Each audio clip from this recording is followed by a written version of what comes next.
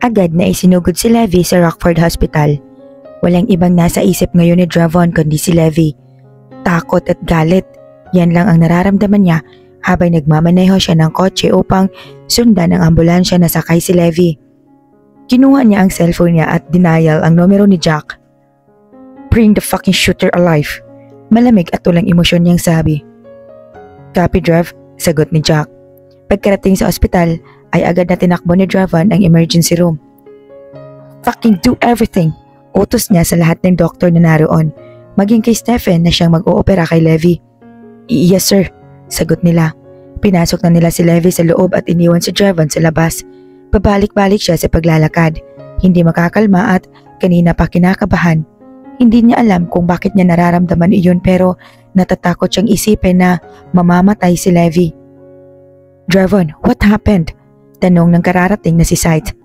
"She caught the bullet for me." "What the fuck is she thinking?" sigaw niya. "Bakit niya alam? Kung ikaw ay hindi alam, paano niya nalaman na mapaparil ka?" Nagtatakang tanong ni Sight, napatingin sa kanya si Dravon. "Before she passed out, she told me na utusan lang sila. I don't know what is that supposed to mean." Kapwa sila napaisip. Sa loob naman ng operating room ay kinakabahan si Stephen sa gagawin niyang operasyon.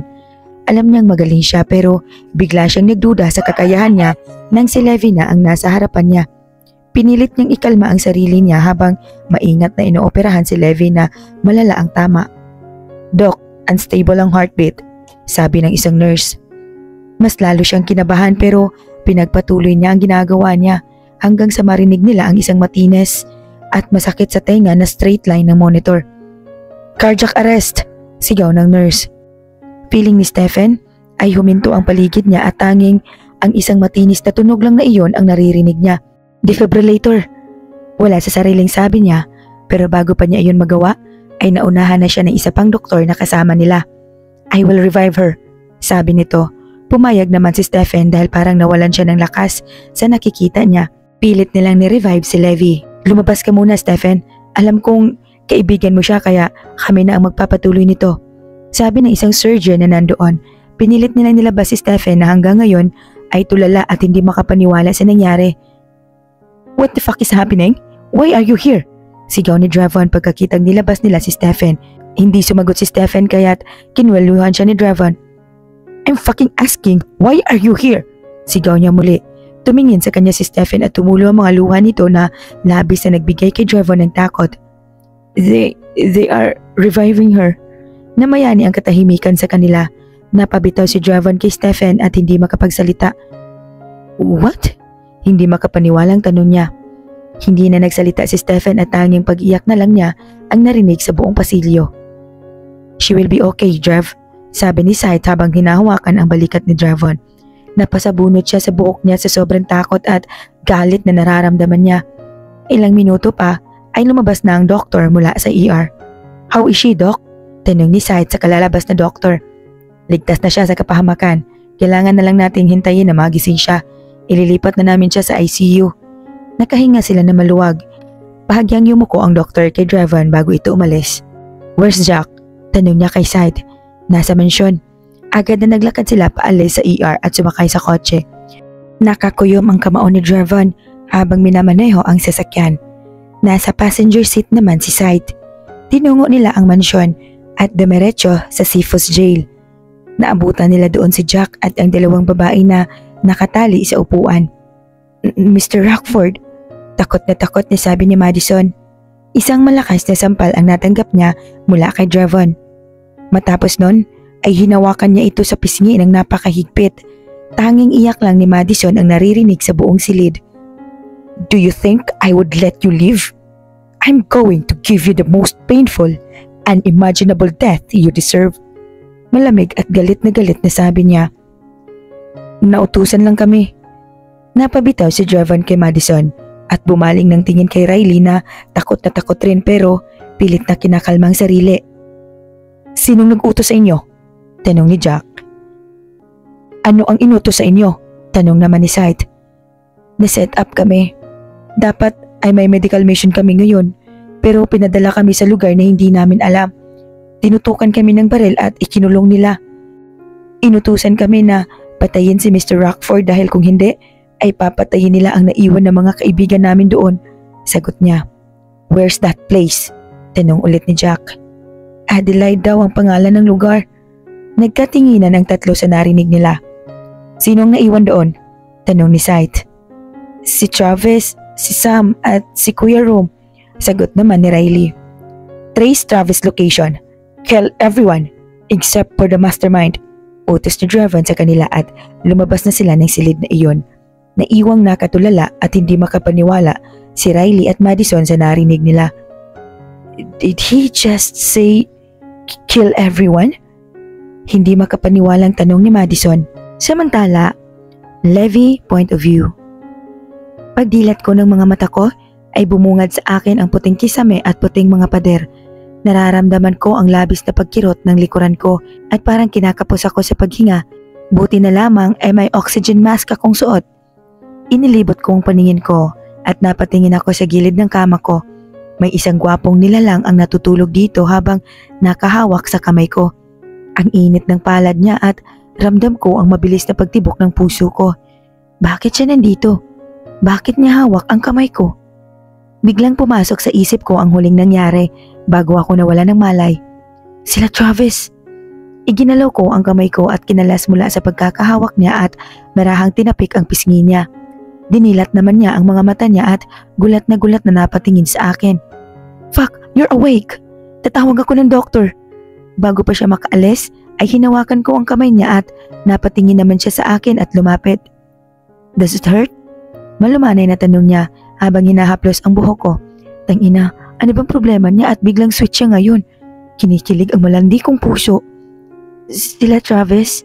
Nahihirapang sabi ko. They're safe, sagot niya sa akin. Biglang nanlisik ang mga mata. Why the fuck would you do that? Are you crazy? Malakas na sigaw nito sa akin. Nag-iwas ako ng tingin sa kanya. Ayokong mamatay ka, malamang. Sigaw ko pabalik pero hindi ganun kalakasan dahil nahihirapan pa rin akong huminga. Napatigil siya at umupo sa tabi ng kama ko. Si Madison? You didn't kill her, right? Kinakabahang tanong ko. Umirap siya sa akin at huminga ng malalim. I didn't. Sagot niya kaya nakahinga naman ako na maluwag. Ilang oras na ako rito? Tanong ko sa kanya. Tumingin naman siya sa akin. 1 week. Nanlaki ang mga mata ko sa sinabi niya at biglang inalis ang oxygen mask sa mukha ko. 1 week? Gulat na tanong ko. Why did you fucking remove that? Inis na sabi niya at ibinalik ang oxygen mask sa mukha ko. Napatitig ako sa kanya at lihim na napangiti. Nag-aalala ka ba sa akin? Pang-aasar ko sa kanya kasi parang kanina pa siya aligaga. Why would I? Inis na sigaw niya. Nawala naman ang ngiti ko at inirapan siya. E di umalis ka rito, naiirita ako sa iyo. Inis na sigaw ko sa kanya at tumagilid pero wrong move dahil kumirot ang likod ko. Oh, shit. Daing ko at napahigpit ang kapit sa kama sa sobrang sakit. What the hell? Don't move! Sigaw niya at tinulungan akong umayos ng higa. Teka nga, kanina ka pa sumisigaw ah. Inis na sabi ko. Bakit ka ba kasi nagagalit dyan? This time ay malumanay na ang pagkakasabi ko. Nakakunot noo kasi siya at kanina pa sa lubong ang kilay na akala mo ay pinagtaksilan ng mundo. Hindi siya nagsalita at tumingin lang sa akin. Why did you do that? This time, mas kalmado na siya pero nahahalata pa rin ang galit niya. I told you, I don't want you dead. Sagot ko sa kanya. He clenches jaw and fist. He bites his tongue, showing how pissed off he is right now. There's a lot of person who wants me dead. You know who I am and you know what kind of life I have. Death is my life, but not yours. I don't want to drag you in this fucking hell. So, if you would keep doing that stupid stunt, we will never be able to talk like this again. And I swear, you will never be able to come close to me again. Napatitig ako sa mga mata niya. He's dead serious. Somehow, his words brought fear in my system. The idea of death doesn't even scare me at all, but the fact that I will never be able to come close at him gave me too much fear. That was the longest thing you've said, komento ko. Napahawak siya sa sentido niya at masamang tumingin sa akin. I'm fucking serious, Levy. Eto na naman ang puso ko na bumibilis ang tipok kapag tinatawag niyang pangalan ko. Oo na, sige na. Alis na, matutulog ako. Sabi ko sabay iwas ng tingin. Huminga siya ng malalim at tumango. Tumayo siya at inayos ang pagkakalagay ng kumot. Yumuko siya hanggang sa magkapantay na ang mukha namin. Sobrang lapit niya kaya't napalunok ako. Nababaliw na naman ang puso ko. He suddenly planted a kiss on my forehead. Para akong kinuryente sa ginawa niya. Matapos nun ay lumabas na siya sa kwarto. Damn, I whispered. Napahinga ako ng malalim at na-realize na kanina ko pa pala pinipigilan ang hininga ko. Am I really falling in love with him? Pinaalis ko siya dahil gusto kong ma-sort out ang feelings ko. I just caught a bullet for him. The idea of his death scares me. His presence makes my heart go wild. I'm just a weak girl and I have a lot to fear, but for him, I never even think twice to sacrifice my life. If that isn't love, what is? I love him. I'm fucking falling deeply, madly in love with him. And that's scary. And it's unrequited love. Nakakatakot na baka itaya ko na naman ang buhay ko sa kanya at iwan niya ako. I'm so damned right now. Napatigil ako sa pag-iisip nang bumukas ang pintuan. Hey, bati niya sa akin. Hindi ako sumagot at nanatiling nakatitig sa kanya. Are you feeling better now? Tanong niya at umupo sa tabi ko. Can you help me to sit? Tanong ko sa kanya. Ngumiti naman siya at pinindot ang kama para umangat ang itaas na bahagi nito. Ngayon nakaupo na ako at mas nakikita ko na siya ng maayos. I'm glad you're safe. Sabi ko sa kanya habang sinusuri ang katawan niya. He has a nice, well-built body. No one would even doubt his identity. A perfect disguise for an assassin like him. Yeah, we were saved by Mr. Rockford's men. Sagot niya. Mr. Rockford's men? Pag-uulit ko sa sinabi niya. Yes? Sagot niya. How do you know it was Mr. Rockford's men? Hindi ka ba nagtataka kung bakit hindi pulis ang nagligtas sa inyo? Isn't that how it was supposed to be? Kumunot ang noon niya sa sinabi ko. Mukhang naguguluhan siya. What are you saying? Naguguluhang tanong niya. And why would they even save you? Drevon doesn't have any regards for human life. He won't care for your safety. He won't care about your life. So, why would he deploy men and save you? Nakakunot pa rin ang noon niya ngayon at tila mas naguguluhan siya pero tila nakukuha na niya ang pinupunto ko at nag-iwas siya ng tingin. May masakit ba sa'yo? Ano bang nangyayari sa'yo? Tanong niyang muli. Are you working for him? Tanong ko. Of course, I am. We are working for him. Nakakalimutan mo na, are you working for Seafood's Mafia? Are you really an assassin? Napanganga siya sa sinabi ko. Gulat na gulat siya at tila hindi makapaniwala sa narinig niya. How the hell? Napatigil siya. Riley, sabi niya. Mukhang alam na alam niya kung sino ang nagsabi sa akin. I'm sorry. I'm just really confused. I just can't imagine na napapalibutan ako ng mga taong kagaya niyo. Napayo ko at inalis ang oxygen mask sa mukha ko. You know Seafood's Mafia? Tanong niya sa akin at inangat niya ang mukha ko para magkaharap kami ng maayos. Yes, hindi ganun karami ang nalalaman ko at alam na ito ni Drevon kaya huwag kang mag-alala. Tila nakahinga naman siya na maluwag at tumango. Yes, I am. I'm an assassin and I work for Seafood's. Napapikit ako sa narinig ko. And here, I thought you're different. I really thought you cared about human life. Isa ka rin pala sa kanila. Just like them, you killed and you can kill. Napayuko siya sa sinabi ko at hinawakan ng kamay ko. Sorry for disappointing you. Hindi maaaring bumitaw sa mafia pero hinayaan ako ni Drevon mabuhay bilang isang doktor. Matagal na akong hindi gumagawa ng bagay na may kinalaman sa pagiging miyembro ng Seafood's. I swear, I'm changing. I can tell he's sincere. I smiled and nodded. Just don't kill innocent one. Ngumiti rin siya at tumango. I won't. Trust me, sagot niya. Kamusta sila Madison? Pag-iiba ko ng usapan. They're fine now. Pinagbakasyon ulit muna sila ng isang linggo para makarecover sa trauma. Parehas kaming natawa sa sinabi niya. Kakabalik lang natin ay bakasyon na naman. Sabi ko, tumawa lang siya. Nagkatinginan kami ni Travis at pareho naglaho ang mga ngiti namin. What about Stephen? Tanong ko sa kanya. It's still being investigated. Sagot niya at yumuko. Tumango ako at nagbuntong hininga. What if he really did that? What could possibly happen? Kinakabahang tinong ko. Tumitig siya sa mata ko. He'll be fired. That's the best thing that could possibly happen. You know what would be the worst case scenario? He'll be killed. Bulong ko. Malungkot siyang tumango para kumpirmahin ang sinabi ko.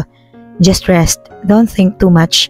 Pag-iiba niya ng usapan, tumayo na siya, inayos ang pagkakahiga ko. I should go. Sabi niya kaya't ngumiti lang ako at tumango. Tumalikod na siya at umalis.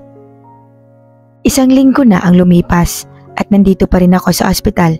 Siguro naman hindi ako magbabayad ng bills dito, di ba? I just freaking saved their CEO. Duh. And speaking of their CEO, hindi na siya muling bumalik simula ng huli naming pag-uusap. Siyempre, namimiss ko siya kahit hindi niya ako miss. Maayos na rin ang lagay ko kahit medyo masakit pa rin ang likod ko ay nakakalakad at nakakatayo na ako. Napagdesisyonan ko na bisitahin siya sa opisina niya. Tutal ay nakakalakad naman na ako. Nagsuot ako ng tsinelas at naglakad palabas ng kwarto. Wala na ring nakakabit na dextro sa kamay ko kaya malaya akong nakakapaglakad. Pagdating ko sa tapat ng pintuan niya ay nandoon nakatayo si Sight na tila gulat na makita ako. Si Drevon? Nakangiting tanong ko sa kanya. Ha? Magaling ka na ba? Napakunot ang noo ko sa inasal niya. Mukha siyang kinakabahan na ewan pero natatawa ako sa kanya. Makakapaglakad ba ako rito kung hindi pa? Pagbibiro ko. Lumakad ako palapit sa pintuan at hinawakan ng doorknob pero hinawakan niya ang kamay ko. Bumalik ka na sa kwarto mo, baka mabinat ka. Sabi niya pero inagaw ko ang kamay ko at agad na binuksan ang pintuan. Naglaho ng parang bula ang ngiti sa mga labi ko sa nasaksihan ko. Si Drevon at si Karina. They're kissing. At natigil sila sa ginagawa nila nang maramdaman ang presensya ko. Hindi ko alam ang gagawin ko. Parang nablangko ang utak ko at hindi alam kung saan ako kukuha ng salita. Hey! You interrupted us! Malanding sabi ni Karina. I kept myself calm and composed. I forcefully smiled at them. Sorry, I apologized. I looked at his eyes, but they were empty and cold. Can you introduce me to your friend, babe? Sabi ni Karina kay Drevon at yumakap sa bewang nito.